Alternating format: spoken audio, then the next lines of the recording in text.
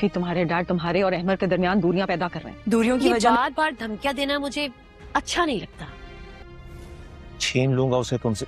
क्यों ले आपको कोई हक नहीं है मेरे डैड की इंसल्ट करने का। चंद रुपए के लिए आप घाटे का सौदा तो हर किस नहीं करेंगे ना। क्यों ले लूंगा मैं तुम्हारी। आफिया का बाप गुड़िया और अहमद को बहुत ज़्यादा बातें सुनाता है। जब गुड़िया बातें करती है तो आफिया सुन लेती है। आफिया बोलती है आपको कोई हक नहीं पहुंचता मेरे डैड की इंसल्ट करने का। गुड़िया बोलती है तुम्हारे डैड को हक पहुंचता और है तुम्हारे डैड को कि हक मेरे है भाई मेरे की भाई की खुशियां खुशियां बर्बाद करने का। आफिया बोलती है डैड ने कुछ नहीं किया।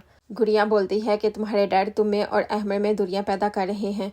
आफिया बोलती है दूरियां पैदा करने की वजह डैड नहीं बल्कि अहमद है और इसकी दूरियों घटिया की वजह सोच मेरे है। डैड नहीं ये बल्कि सुनकर अहमद है अहमद और और गुड़िया उसकी दोनों घटिया परेशान सोच। हो जाते हैं। नाज़नीन फहद को अपनी औकात दिखाना शुरू कर देती है।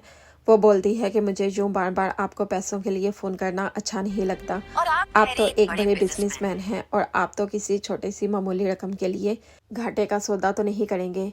ये आप बार बार फहद से पैसों की डिमांड करती है। इसको नाज़नीन ब्लैकमेल करती है और ये आफिया और अहमद के दरमियान दरारें डालने की कोशिश करता है। अहमद को बोलता है मैंने आज तक तुम लोगों का रिश्ता कबूल किया ही नहीं था। मैं तुमसे छीन लूंगा आफिया को। अहमद को बहुत ज़्यादा गुस्सा आता है। वो इसका गिरबान पकड़ लेता है और बोलता है कि आफिया सिर्फ मेरी है। आफिया गाड़ी से देख रही होती है कि अहमद ने फहद का गिरबान पकड़ा हुआ है, लेकिन उसे असली बात का नहीं पता होता। इसलिए उसके दिल में गलतफहमी पैदा हो जाती है कि अहमद फहद से बदतमीजी कर रहा है।